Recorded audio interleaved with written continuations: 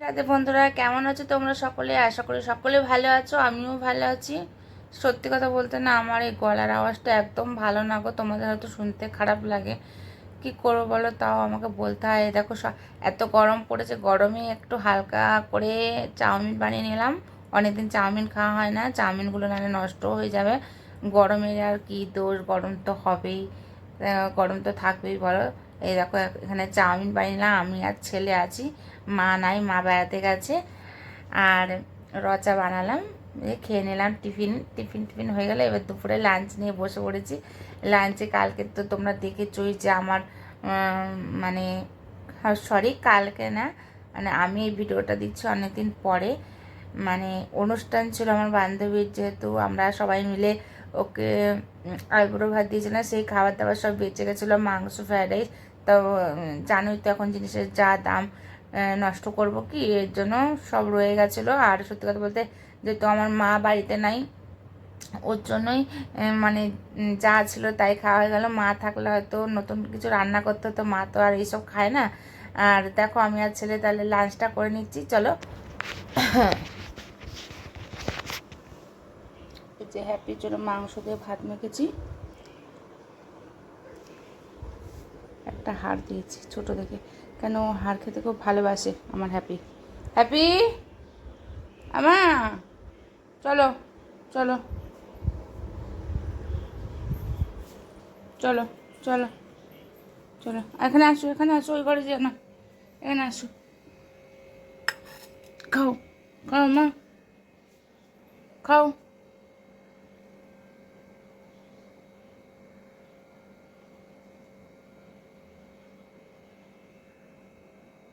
সুন্দর করে খেয়ে নেবে সব, খেয়ে বাচ্চাকে দুধ খাওয়াবে, হ্যাঁ পাকা। হ্যাপি, হ্যাপি সোনাটা।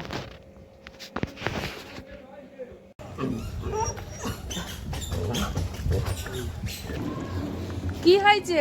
ও হলো, এ ভয় দেখাবি না, আয় আয় আয়, আসো আসো আসো, ও দেবে না, নিচে হয়ে দে।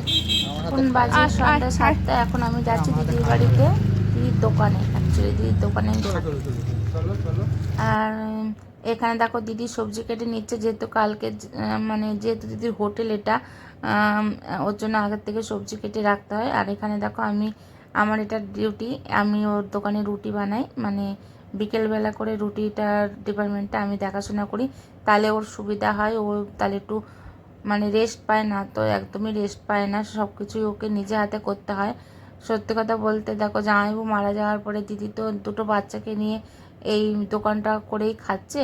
ওর জন্য ওর যদি কোনো কিছু একটু হেল্প হয়, তার জন্য আমাকে বলেছে যে বোন তুই বিকালবেলা করে, আগে আমি দিনের বেলাও যেতাম, সকাল দুপুর সবসময় যেতাম, কিন্তু আমার শরীরের কন্ডিশনটা মোটেই ভালো নেই, ওর জন্য এখন এক বেলা করেই যাই, শুধু বিকালবেলা করে যাই। আর এই দেখো বাড়ি চলে এসেছি, বাড়িতে এসে একটুখানি বসেছি সোফার মধ্যে বসে, এই যে হ্যাপি কি করছে ওর বাচ্চাকে নিয়ে, সেই দেখো এখনো আমার ছেলেও আসেনি। সেরু, আয় আয় আয়, ওই দেখো সেরু খেলা করছে ওখানে, ওই দেখো ওই দেখো, আসো আসো আসো আসো, সেরু আসো, ক্লিন করে যাচ্ছে, ওটা দেখ, ওটা দেখ কি খেলছে, আয় আয় আয় আয়। প্রেম দরজাটা আটকে তারপরে ঘরে ঢুকতে হবে কিন্তু। এই যে এখানে হ্যাপি উঠে শুয়ে পড়েছে আমার কাছে, শুয়ে পড়ো শুয়ে পড়ো মা, শুয়ে পড়ো, কত ভালো, এই বাবা মা কত ভালো, আয় আয় আয় আয় আয় আয় আয় আয় আয় আয়, হ্যাপি হ্যাপি, বুঝতে যা যা যা, আয় আয় আয় আয়, শেরু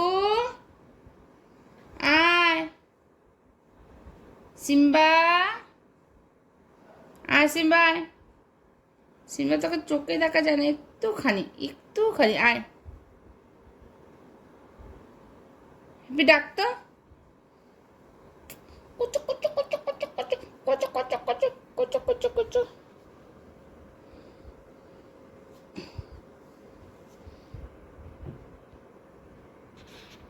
হ্যাপি তোর মুখটা দেখি।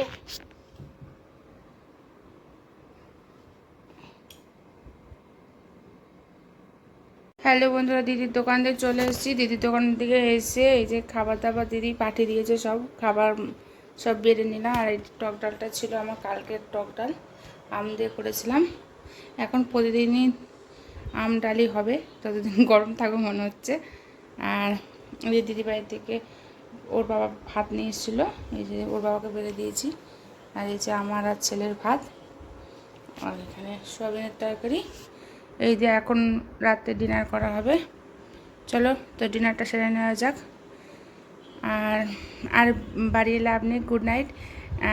আর তোমাদের সঙ্গে আবার কালকে দেখা হবে। আমার ভিডিওটা আজকে এই পর্যন্তই। ভালো থেকো, সুস্থ থেকো, টাটা।